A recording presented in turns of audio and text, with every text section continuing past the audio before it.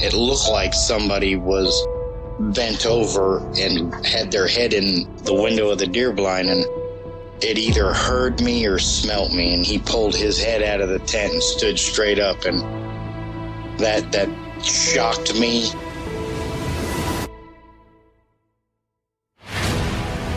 They don't make people that big. The way it moved, almost as if it was gliding across the beach. I've never seen anything move like that in my life. They were screaming at each other in gibberish. It sounded like a language, and they were chuntering away back and forwards, back and forwards, back and forwards. I know what a bear looks like, and there is no way on this planet that what I saw were bears.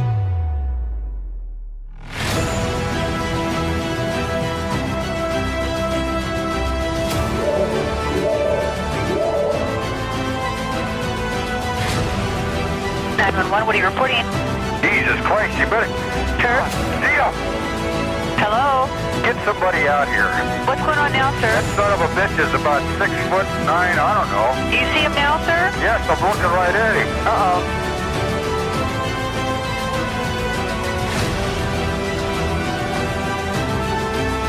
This is Shawnee and Lola from Utah. You're listening to Sasquatch Chronicles.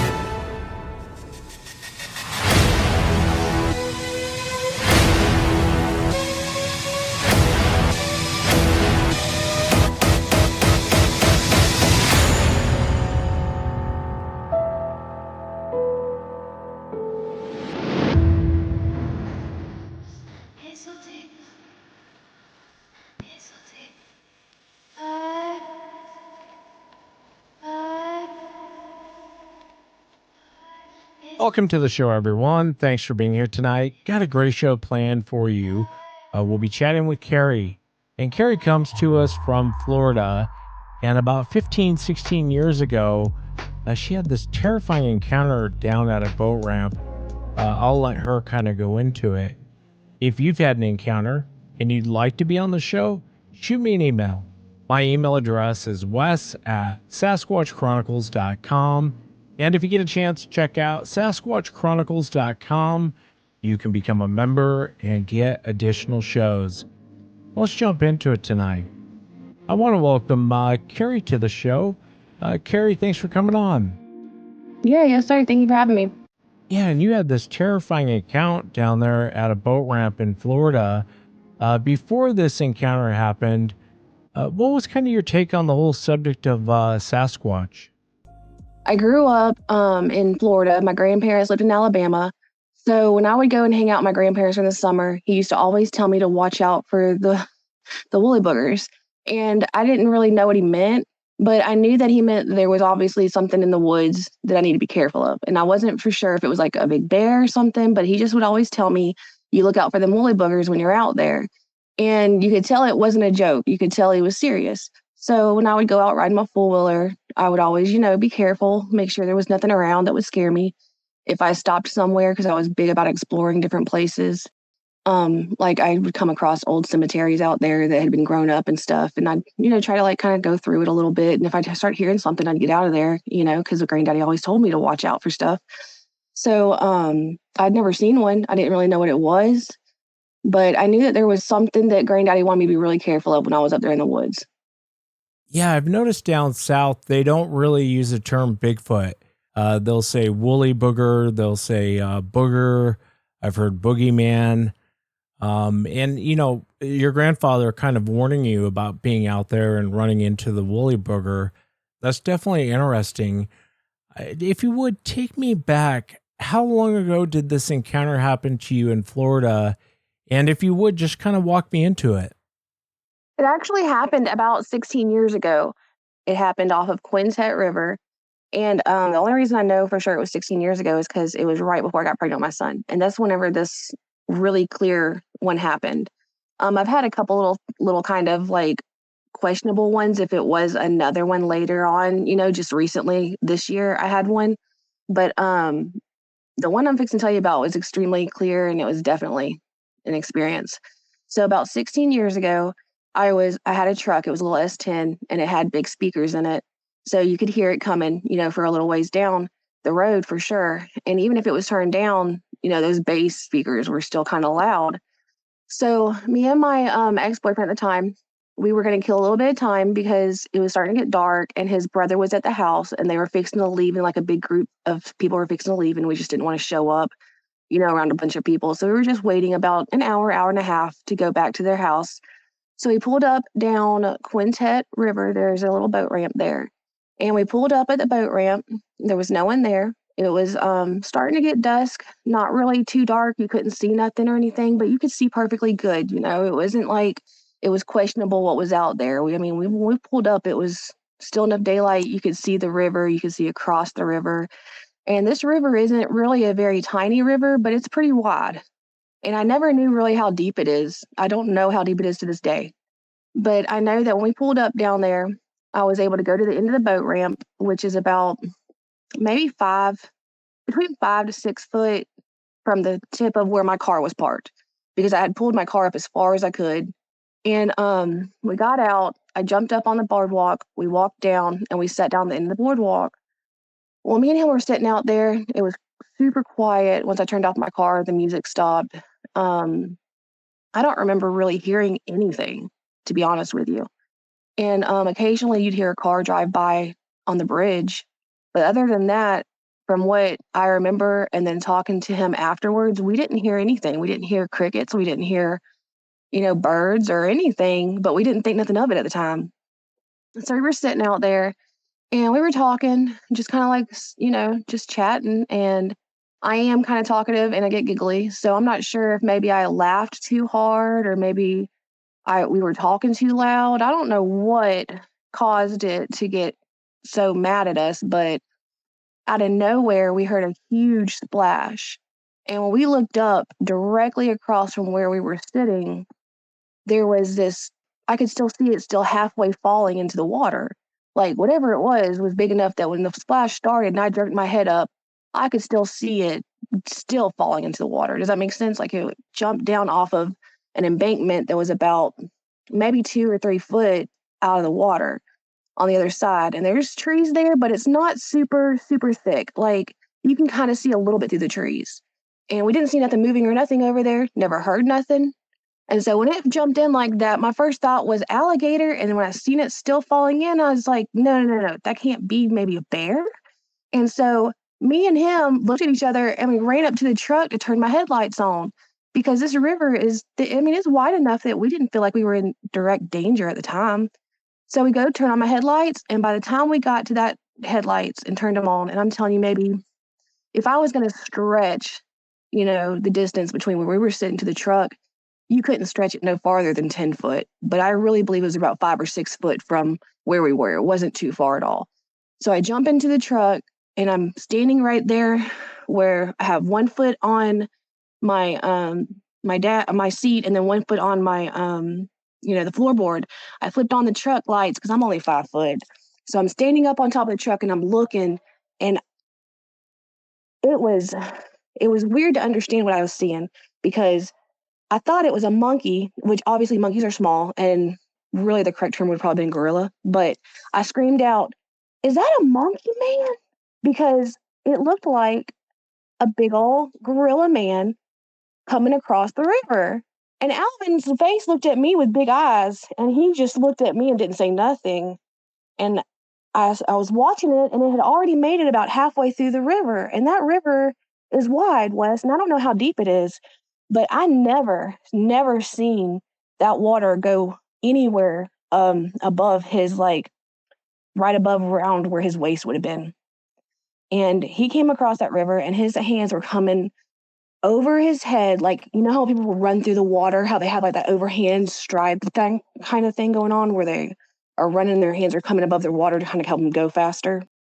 Yeah, he was going across the river like that, and I was in pure shock, and I was expecting him to come up the boat ramp where the water was, and I had I crunk up my truck when I realized how close it had got already. And I was sitting waiting, and I was fixing, like, we were in the truck and out of the truck at the same time. Like, we were just waiting to shut the doors because we were seeing how close could we get. And when it started getting closer to that dock, me and him both slammed the doors. I put it in reverse and I held the brakes. And I was expecting, like I said, for it to go up the ramp. And I was just going to turn around and leave because I thought once it gets to the ramp, I could just floor it and go. It's some kind of monkey or gorilla out here. Because way back in I believe the 70s, there's a story about a zoo that used to be out in the end of Muskogee Road in 29. And in my brain, I remember telling my friend, I said, or my ex-boyfriend, I said, there is an old zoo out here. He must have escaped. And he laughed at me and he said, no. But that's all he said. So I'm thinking it's got to be like gorilla or something. So when it comes at the water, I'm just going to floor it, turn around, and we're going to get out of here. Well, the closer it got to that dock, it grabbed a hold of the dock and it pulled itself up in the most fluid, effortless motion that I have ever seen. It's giving me chills trying to explain just how simple this huge, just huge creature pulled itself up easier than, it looked like he was picking up a piece of paper. It was effortless. And when he pulled himself up, he stopped for a second and I froze. He had a normal, just what I would explain, what you would think what a caveman would kind of look like, face. He had a flat nose. He had eyes. He looked human, but animalistic at the same time. He had hair that went above it was around his face where it went up above his brow ridge, which was really stuck out and prominent. It came down. I didn't see any hair directly on his nose or mouth area, but everywhere else, it was a reddish brown, dark color hair, almost like the color, it was exact color of pine straw. When it dries out and it gets old and it starts, once it falls. And he had the darkest, I've never seen pure evil in my life, the way I could feel it and see it when he made contact. And I feel like he was just looking straight at me. And every wrinkle he had on his face, because I had the headlight shining right on him, every wrinkle I seen it, his skin had a almost not really an ashy color, but a dry color to it. His nose was pressed flat, just like a gorilla kind of, but it was a little bit protruded out where it looked almost like some men's does. He had really prominent mouth structure, kind of I'm not saying a muzzle that stuck out, nothing like that. But if you look at gorillas, you can tell around their mouth, they have these, their lips are kind of pushed out a little bit. And that's how his was, around his mouth and his cheeks area, it was a little bit protruded out. He was showing his teeth and just staring at us. And he froze for I don't know how long he sat there, but I know I got a good look. And I did not wait for him to get up on that dock. But he did stop when he pulled himself up. He was just showing us how big he was. That dock is easily 4 foot wide. He grabbed both sides of it with his arms. He pushed himself up, and his chest was wider than that dock. He had full hair. I never did see any kind of genitalia, but you could tell it was definitely a man. He was very masculine. He showed his teeth. His teeth they're not like dog teeth or nothing. It just looked like what you would imagine a gorilla's teeth would look like. They were not white. They were kind of yellowish a little bit. Yellowish brown, stained. They were just stained. It wasn't disgusting, falling out. It wasn't sharp and scary. It was just huge teeth in a huge body. His chest was covered in that color fur, same color as I explained earlier. And the fear that you got when you looked in his eyes, he was not coming to say, leave. I believe in my heart that he was coming to kill us. And if he was on the other side of that river and we didn't hear that splash, there's no doubt in my mind we would not have made it out of there.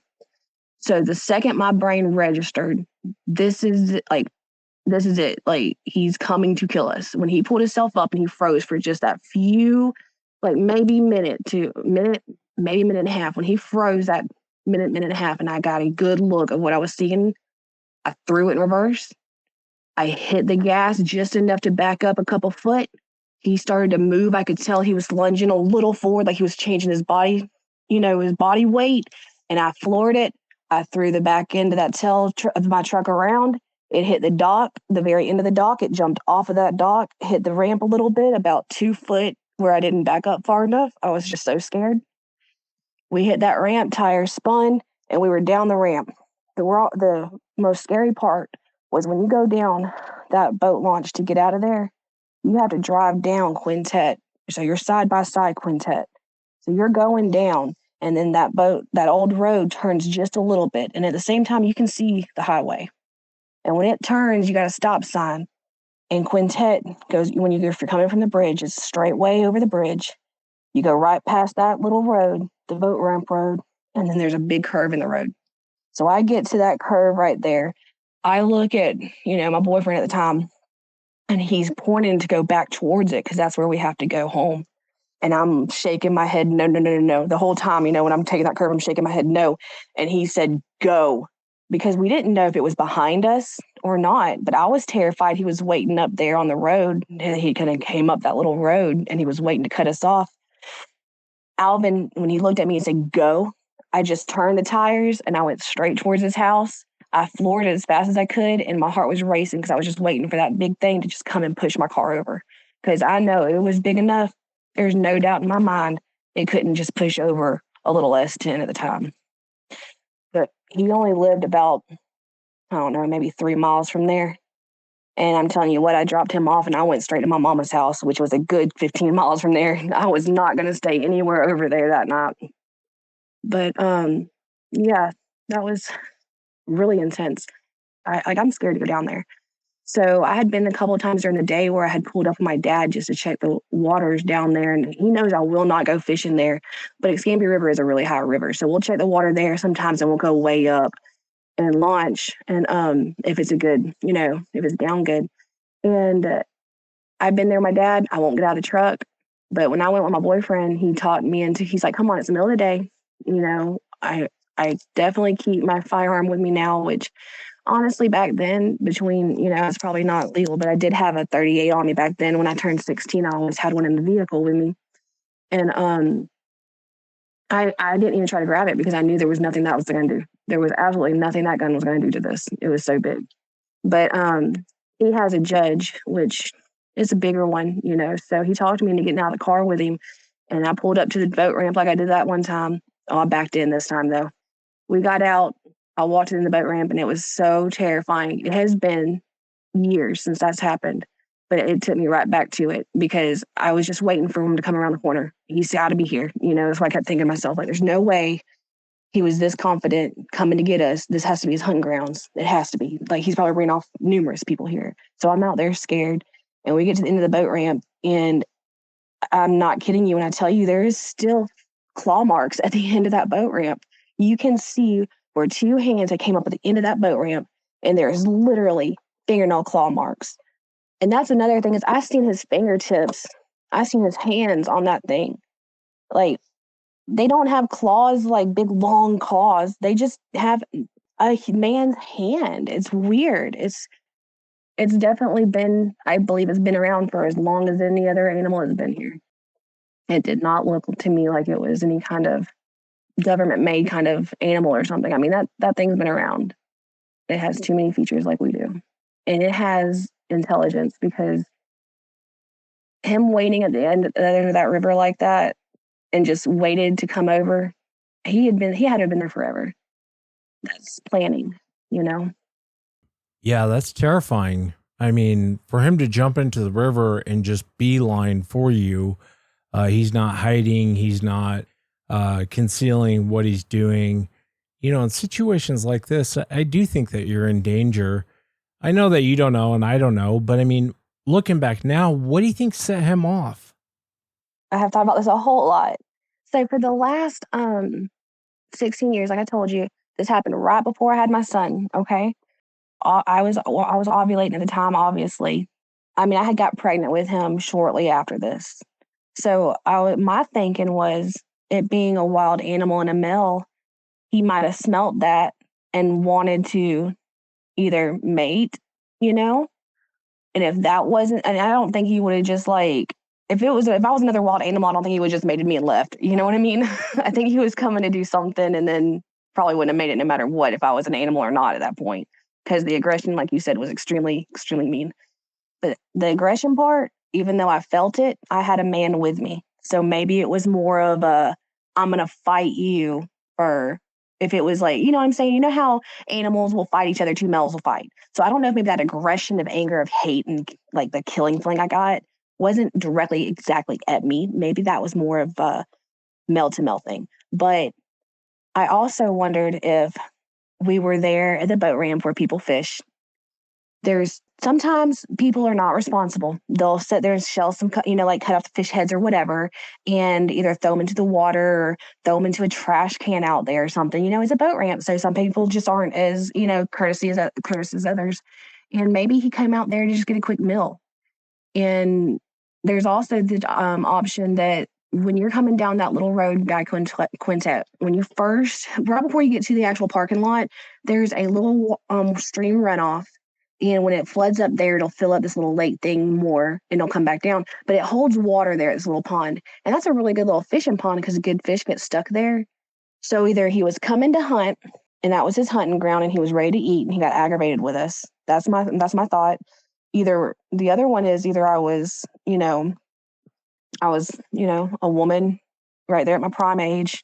I just got pregnant a month and a half after that. So I was probably really fertile at the time, Maybe he smelt it and he was coming to see, check it out. And I had a guy with me. That's primal instinct. Or my music might have been loud when I pulled up, even though it was turned down because that bass is so loud. It's like boom, boom, boom, even if it's low. So maybe he got mad because I messed up something that was going on, and he was coming to take his anger out on us. Or I laughed too loud at the river. I'm not sure. But something set him off, and it had to have been, I believe in my heart, one of those. When this creature came up on the dock, was he squared up with you guys? And was there any expressions on his face? By squared off, you meant like two men when they get like when they're like bowed up, like they're just they're showing their masculine side. Is that what you mean? Like when you see two idiot guys that want to fight, they always puff their chest out and they look like blowfish. Was it that kind of a posture? Exactly like that. Yes, sir. He sure was. He had stopped. Like I said, it might have been a minute and a half or 2 minutes tops, but he was showing off his strength for sure. He had his, like I said, both sides. So when he pulled his hands up, imagine a dock that's square at the end, right? And if you were big enough, which, humans aren't normally ever going to be big enough, but if you took both hands and you put them in towards each other, so they're facing towards each other, and you have them on the outside rim of that dock, not the side that's facing your stomach, but on both sides, across from each other, and you pulled yourself up like that. That's how he pulled himself up, which is almost unnatural. You know what I mean? Because people would just put their hands in front of them facing towards the, fingertips facing outwards and then just pull themselves up. But he didn't. He had his hands on both sides, which would make his muscles and his arms show more. And like I said, it was so effortless. But when he did, you could see his muscles in his arms, his chest, his shoulders, traps up there in his shoulders, they were massive. His chest was pushed out. He was huge, and it was almost like he was showing it. Like he wanted us to see just how big he was. And the expression on his face was pure evil. When you're mad, your eyebrows wrinkle, your nose, you know what I mean? You get mad, you show a little bit of teeth, like you get a mad look. His expression on his face was more evil and mad than I've ever seen in anything. Absolutely anything. He had his teeth out, which people said their lip flip up. I didn't see his lip flip up. What I seen was his lip just come up as if you were going to, like if you made the growling sound like a dog, like, that's what he did. But he didn't growl. I didn't hear him growl. Doesn't mean he didn't growl. When I tell you I went into pure primal fear, I don't remember hearing. Alvin said that he was sitting there screaming, "Go," before I even went. I didn't hear anything. For some reason, it was like everything just started ringing really loud in my ears, and all I could do was just freeze. So he could have been making a growling noise or something, but I didn't hear it. But it's almost like whenever an animal or you would go grrr and you'd show your teeth. That's how he kind of did it. So he was like really wrinkled in his cheeks. His eyebrow wrinkles were deep. His forehead was crinkled up, but his eyes were still so wide. Like whenever I do that grrr sound, my eyes kind of squint. His wasn't though. His was still open wide enough that all I could see was that pure evil darkness in his eyes. You know when you look at a dog and you can see, oh, he's just a cute little puppy, and he gets mad, you can also see in his eyes, oh, he's got a little feisty side. This one right here, he had a pure evil side. I've been a firefighter. I've been first responder, being a firefighter. I've come across situations where, you've seen some people that's absolutely just lost everything, and you've seen people in pure rage that's caused the pain to make people lose everything. And that evil that they have when they're able to commit crimes that can take away somebody's life and stuff. There's only been a couple situations where I've actually I've pulled up and I've seen a murder. And when I did, his eyes was not as evil as this one. I've worked at the courthouse. I've watched murderers go on trial. And have you ever seen how they just have that blank look also? Like when they go to court, they just have that blank look. Like it looks like, no regret, no nothing's there. Like they didn't feel nothing. Well, you could tell this guy that pulled himself up on this dot, this Sasquatch for sure was a Sasquatch. You could tell that he had pure evil. And I don't think there would have been any remorse. And I don't think that he would have ever thought twice again to do it again. I believe that if you're going to be out there at night and you're in the woods or you're anywhere that you suspect there's going to be something, you had better have a game plan to get out of there every which way and be ready to lose your life if you have to, because this thing was pure evil. Yeah, I always say, when I was a bouncer, I used to always watch people's eyes more than their posture, because the eyes will betray them. The eyes will tell you exactly what someone's going to do. And, to your point, I was watching a documentary on serial killers. I'm not sure why, but I think it just came on TV. But one thing that, to your point, that I noticed is if you look into their eyes, they're soulless, they're empty. And I was curious what you meant by evil, but I think you explained it really well. I wanted to ask you, I might have missed it in the beginning, but when he climbed up on the dock, how far away from you was he when you guys were sitting in the truck? So, like I said, about 5 or 6 foot from the hood of my car. So an S10's hood is what? Maybe a couple foot, maybe 3 foot. What do you think? Maybe 3 foot out, maybe tops from, because you got to remember at first I had 1 foot on my seat because I'm 5 foot. I had one foot on my seat, 1 foot on my, the floorboard, and I was staring over the truck, so I was sitting there. And then once it got right there to the dock, me and him both got in and shut the door. You know what I mean? So maybe 10 foot max. It would not, I would be shot to say 10 foot, but I'm going to say 10 foot because 10 foot really in the grand scheme of things is not that far away. My boyfriend is 6 foot. He could have laid in front of that truck and maybe had, I don't know, a couple foot before the end of the dock. Yeah, I must have missed that in the beginning. You guys are way too close.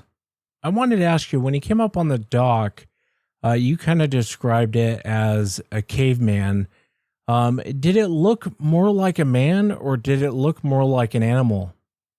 I got the impression that I was looking at a type of mammal. Let's just put it that, because I'm telling you right now, it's got intelligence. I could feel it then, like whenever, if I go to the zoo and I look at a gorilla, it's got this little look that's just like, dur, dur, dur, you know what I mean?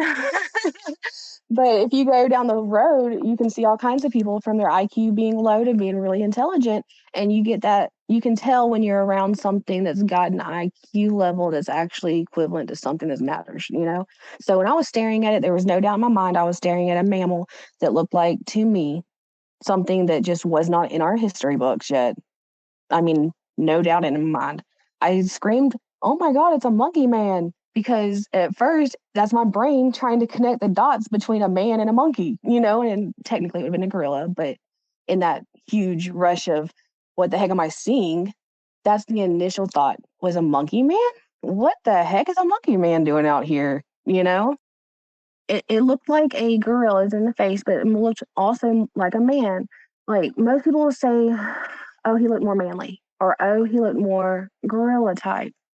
This one, if I had to put a percentage to it, I would say it was almost 40% human and 60% monkey, maybe, just because the eyebrow ridge, the mouth structure, how his mouth protruded out a little bit. But the rest of the face, the eyes, the way he had expression to it, the way he was able to look and give you that feeling of you're dead, that's not an animal. It's like prey where he's looking at you like, food, this was a, you are dead look. So I feel like it's not more monkey. It's not more man. I truly believe that I think it's got an IQ. I think it's got, just looking at it immediately. That's what I've thought from the beginning. I felt like it's probably I don't know. I think I have a good idea of what I think it was, but at the very second that happened, I truly just thought that I didn't think that it was like a human that mated with an animal. I felt like it was just another branch of possibly an animal humanoid thing that's got animal characteristics and humans. It just, looking at it right then, just made me feel like it was an animal that hadn't been in the history books yet. When I was staring at it that moment, I still knew it was like different than a normal animal. I felt like it was kind of humanish for sure, like a lot. Yeah, I feel for you guys being in an S10. S10's not a very big truck. So when he gets up on the dock, how tall do you think he was? He never did. I did not wait long enough for him to get all the way up on that dock. So when he pulled himself up, he got himself up right there to where I would estimate a belly button, hip, the bottom of the hip area would be. And he started pulling himself forward, you know what I mean, to pull the rest of his body up. And that was about the time that I was turning my truck around already. So I did not wait for him to get all the way up onto that dock. I did not wait. It's like when he pulled himself up and he stopped, I already had my truck in reverse, my foot on brake. And I was staring, trying to figure out what am I looking at. And whenever his body structure started to shift weight, I had put it in reverse, backed up a few foot. By the time I was turning my truck around, he was like, he wasn't going as fast as he was at first. When we were out there and didn't have no kind of cover around us, he was going a lot faster. Once we were in that truck and he pulled himself up, he had paused for about a minute or so. I was ready to go in reverse. Once the second I noticed that his body started to change or shift, or maybe before he did it, I went ahead and started backing up. I'm not sure, to be honest with you, but I only backed up a couple foot. I didn't even back up far enough. Like I said, when I turned my truck around, the back end still had to come off about a foot or so of that dock. But whenever he started to change his weight, does that make sense? Or right before maybe he changed his weight, I had to start backing up just a little bit. And then by the time I went to go turn that truck around, and the trucks, they're very light in the back, and it's a rear-wheel drive. So when I turned that truck and I floored it like that, it threw gravel and everything. And the last thing I remember seeing was his weight of his body was leaning forward almost to where I would guess our hips and legs meet. And that's the last part I seen was him leaning forward like he was coming up on that dock still. So, I did feel like he was going to be coming for us. And I know in my heart that if I would have had my truck parked in the parking lot where you're supposed to park it, because the parking lot connects to the boat ramp, don't get me wrong, but the place you're supposed to park is 30, 40 foot away from where the dock is pretty much, maybe even more, depending on where you want to go in the parking lot.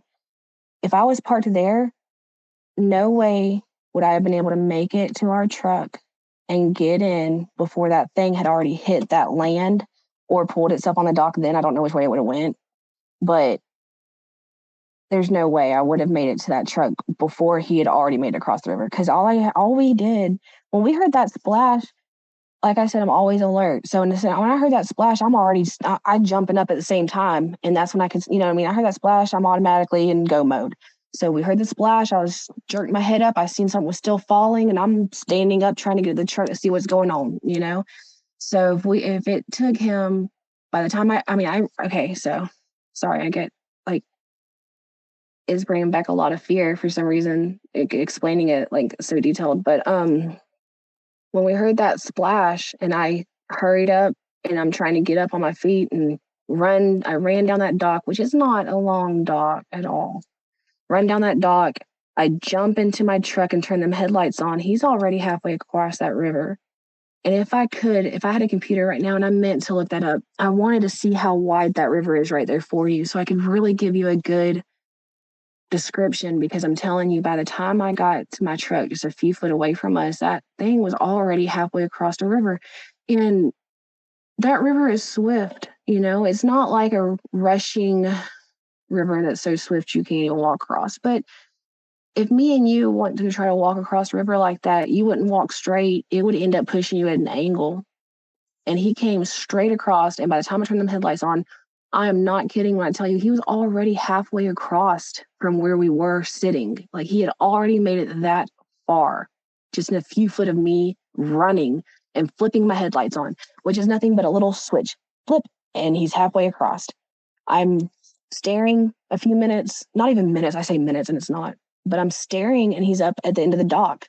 This whole encounter, it might have been fast in the grand scheme of life, but this whole encounter, it was like, how is this happening? He's so fast. He's so big. Oh my God, he's here to kill me. I'm going to die tonight. It was just like, went from having a great day to so fast, I'm going to be dead. There's no doubt he was going to kill us. Like I said, if me and him didn't make it to the truck, I know from where I'm sitting, it looked like he had eyes locked on me personally. It looked like we were eye to eye. You can tell when someone's looking at your eyes or the person next to you. Even if you're across the room, you can tell by the shift of eyes where they're looking. And I promise you, I don't know if it's because it's me, and my perspective of what happened, but it felt, and I remember thinking at the time too, why is he staring straight at me? Like, his eyes are locked into mine. So I don't think that it would have been a friendly encounter. I really think he was coming to kill us. I don't think me or my ex would have made it out there alive. We would have probably ended up being one of those trucks was here, 2 people end up missing, or where you hear, attacked by some animal or murdered, no suspects or something crazy. I can definitely understand the way you feel. And I'm kind of glad you went into that. I was curious if the focus was on you or your boyfriend. And you're right, when something's looking at you, you can tell, is it looking at me or is it looking at this other person? Obviously, his focus was on you. And, there is Native American warnings that in old accounts that they have, like when a woman is on her period, it drives these things crazy. I don't know if they can smell it or, I don't know. The only time I can tell when a woman's on her period is when she's usually yelling at me. But I wanted to ask you, when you guys got back to, and it's all said and done, what was that conversation like with your ex? The whole way to his house, I'm telling him, you need to stay with me tonight. That thing's going to come to our house because it's only a couple miles down the road. He wasn't really like in pure like, oh my God, oh my God, oh my God. He was more of like soaking it in still and trying to register. And he was like, no, it's fine. It's at the river. But I don't think he was thinking clear, because my thought was get as far away as you could. And he was like, no, it's at the river. I don't know what just, why would it do that? And me and him were talking back and forth kind of thing. But the whole conversation where we were actually able to sit down and be like, what just happened? That happened over the phone after I got home, in about 20 minutes after the whole incident happened. I dropped him off. I tried to get him to stay with us that night and he wouldn't. And he was like, no, it's miles down the road. I'm fine kind of thing. So I was like, all right, well, you're on your own then, buddy, because I ain't staying here. And I went back to my house. At the time I was living with my parents. But I called him up. We had cell phones, so I spoke to him the whole time I got home. And by the time I was able to get into my bedroom and shut the door and take a breath and just feel safe, that's by the time that we were able to have a whole conversation about it. That's when he was the one that said that was a Sasquatch. Because I kept calling it monkey man, monkey man, monkey man, But I knew for some reason that it wasn't a monkey and a man. But that's just at the time shock, And when I heard him say that was a Sasquatch, that's a Bigfoot, Carrie. over the phone, that's when it was like, woolly booger. That is what Granddaddy was talking about. Those are the monsters in the woods that you're supposed to be scared of. It was more of a conversation of, well, dang, what's the chances that we ran into this animal here? There couldn't be more than maybe 10 in the world or something. You know what I mean? Kind of idea. That's what we had thought at the time. Like, what's it doing here in our town? And we figured, we were talking and back and forth. And I remember asking him, like, well, why does no one else talk about it? I mean, you know, and he was telling me, well, there's probably not hardly even out there ever. Like, we just accidentally was in the wrong place at the wrong time. And the chances of that happening is probably extremely rare. There couldn't be more than maybe 10 in the world. I remember him saying that at the time. Yeah, there's definitely more than 10. And, you know, sometimes people will say, well, I thought they were only in the Pacific Northwest, but they're all over the United States and other countries as well. I wanted to ask you, I know going back to the spot of a location where you had an encounter, there is that almost like PTSD that comes back. How you were saying, like, you know, you go check the water levels, but you don't get out of the truck with your dad. And I get that. I get that completely. But beyond that, you know, I know you grew up in the woods, you're running around the woods on your grandfather's property. And, but after this encounter, how did it kind of affect you? So when this happened, I mean, I used to go camping. We were just camping like the weekend before on Escambia River. I mean, not Escambia, but Quintette River, which is just like right across the main highway from there. You know, it's not too far apart. The two are not far apart at all. But we were actually camping out the weekend before. Me and my friends, we used to go all the time camping. There's a big sandbar on the Alabama side, because Quintette River splits Florida and Alabama line. So one side you're in Florida, the other side you're technically in Alabama. So we would go across to the Alabama side, we'd camp out. And, you know, I mean, at the time I was 20 years old, you know, and right there around that legal drinking age, but not quite at 21 yet, you know. And we would go and take alcohol and just go right across the river to the Alabama side. And we'd camp there for 2 or 3 nights because the cops can't do nothing. We're in Alabama and they can't check our coolers, and we keep it in cups and stuff. So it's not like we were broadcasting it over there, you know, but no one would ever mess with some, you know, kids camping across the river. So if we wanted to go and have a couple drinks or something, which I've never been one to drink a lot anyways, but at that age I was, you know, trying different kind of beers or whatever, you know, mixed drinks. But we would go out there and we'd camp for 3 or 4 days on the river and, you know, get up the next day or so. Like, we had a long weekend. We go Friday night, Saturday night, you know, all day Sunday, and pack up and leave. You know, it was nothing for us to do that. We had a couple tents, and that was like our second home at the time. All of us kids, we did it all the time. I grew up going out there and camping as long as I can remember, since my parents would let me go anywhere, you know. Since this encounter, I haven't been camping a single time, not once. Going down trails to go to a river today, I'm still extremely cautious. The whole time I'm in a river or a creek or anywhere, like, I don't swim in dirty, nasty, muddy river. If it's not crystal clear and I can't see how pretty and clear the water is, I'm not in it anyways. But I'm not saying they have to go underwater or nothing. I'm just saying, though, like, I don't go out to all these huge rivers and swim that's like big ones. I go to little ones.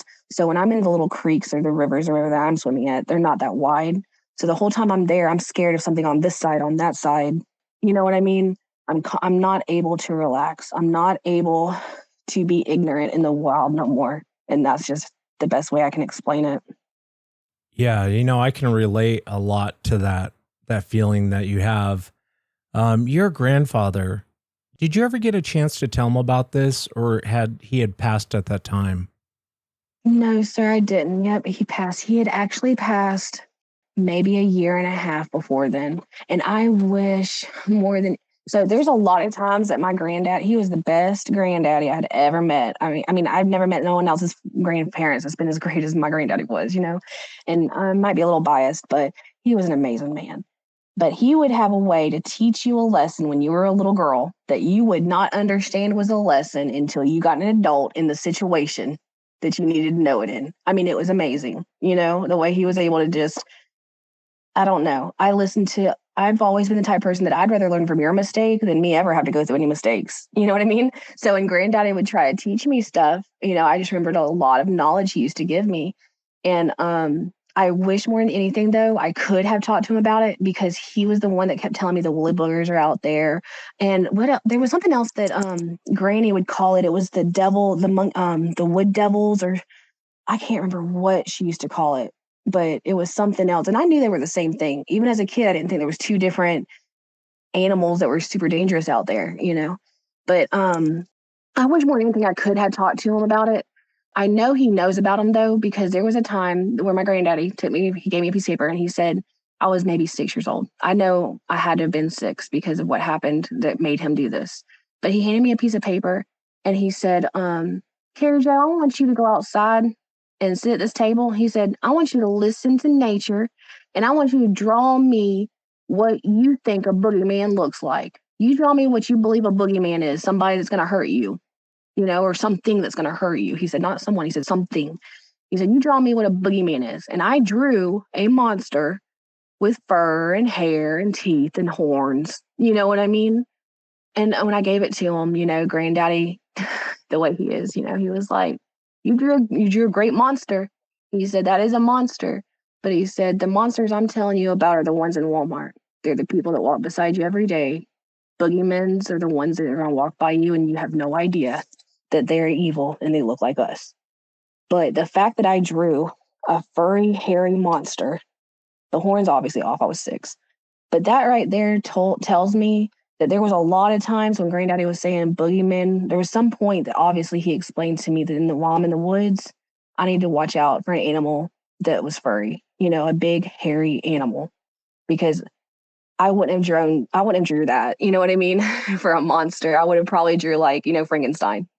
So even though he was trying to teach me a different lesson or whatever, since he was the one that was always telling me to watch out for the woolly boogers and stuff, he grew up on a little dirt road his whole life. They've had that property since, I don't even think it's ever changed since, the government, I don't even know how long it's been in the family, but he grew up out there with like 12 brothers and sisters, but that only house that was out there for, I'm talking about 10, 20 miles, like he was out there in the middle of nowhere.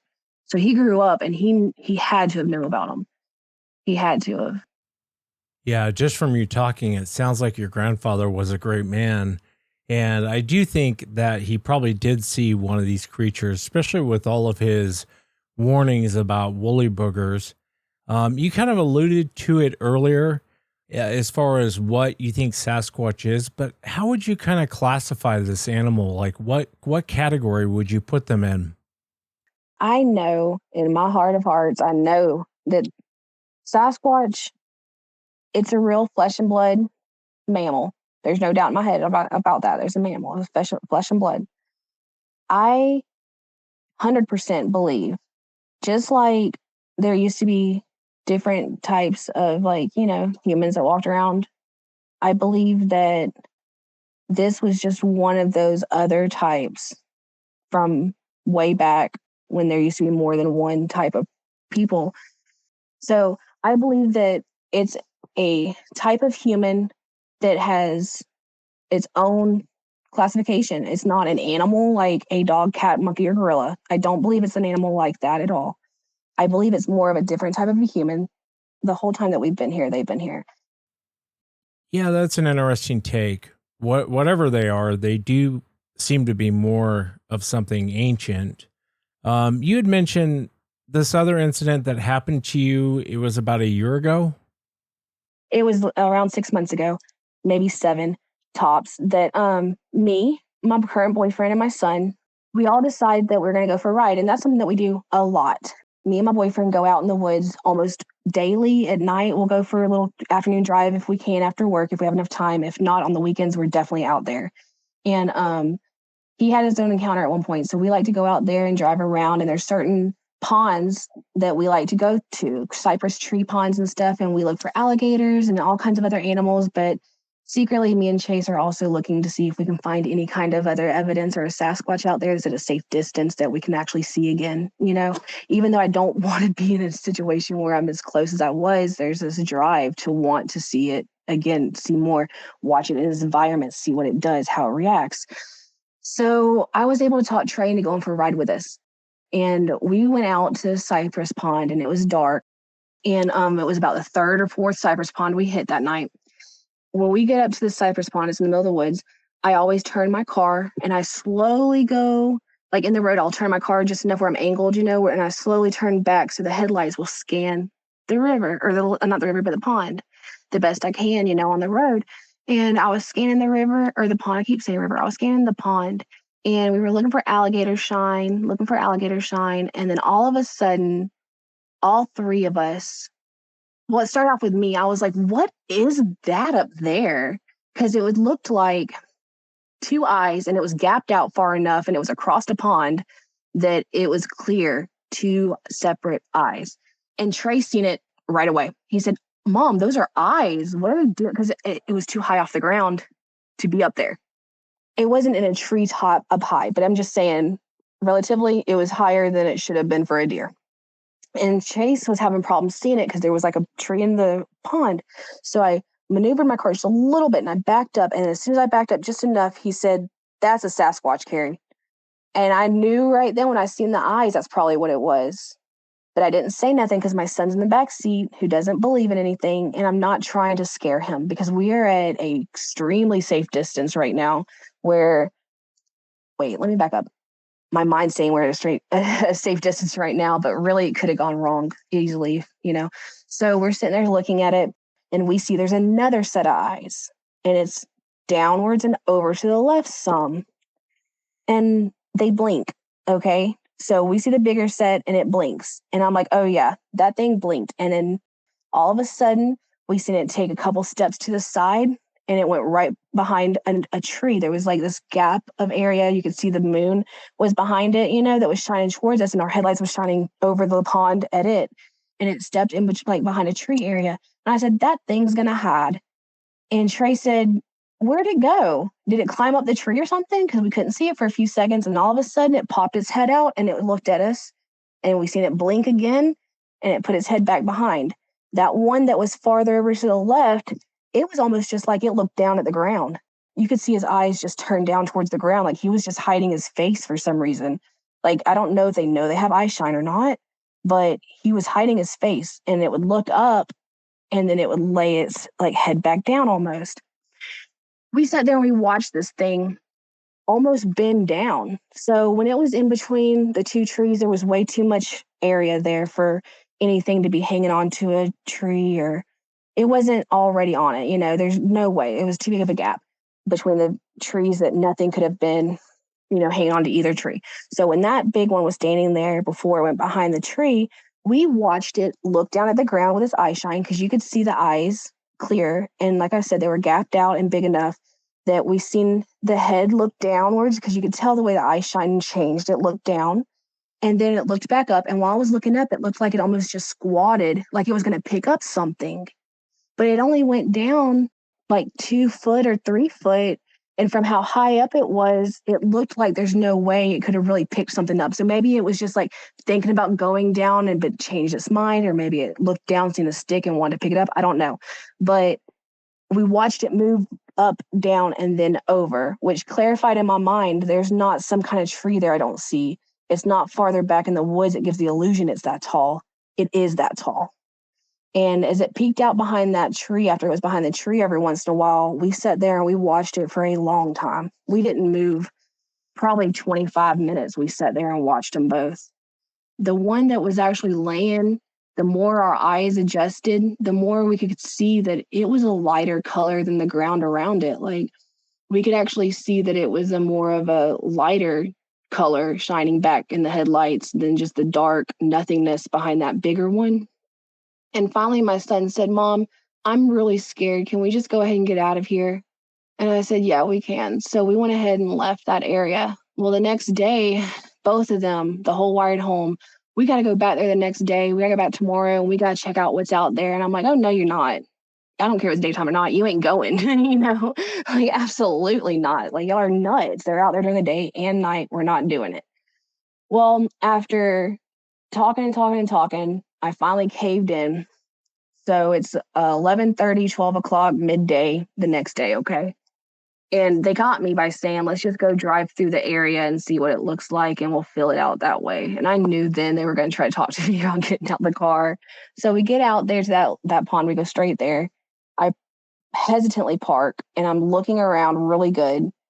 And Chase gets out of the car. He's like, I got to pee. Gets out of the car, and he's not peeing. Okay.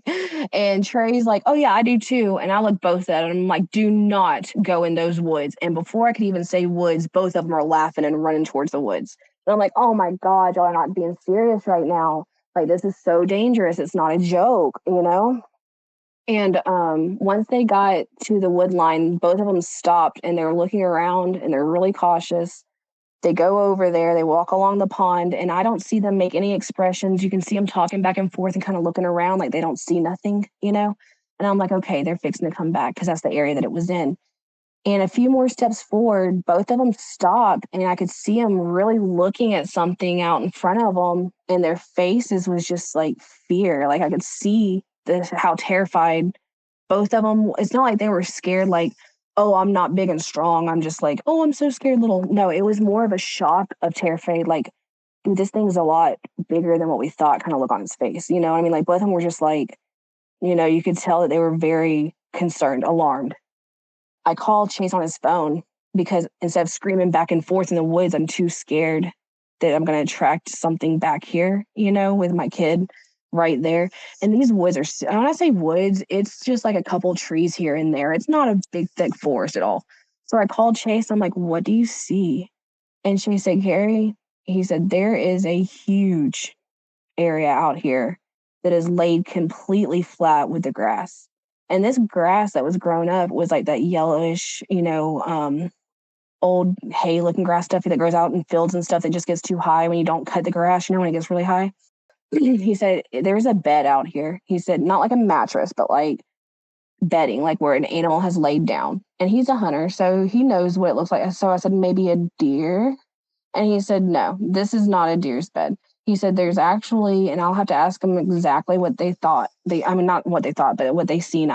What I think they told me was that there was like all this stuff was pressed down really good.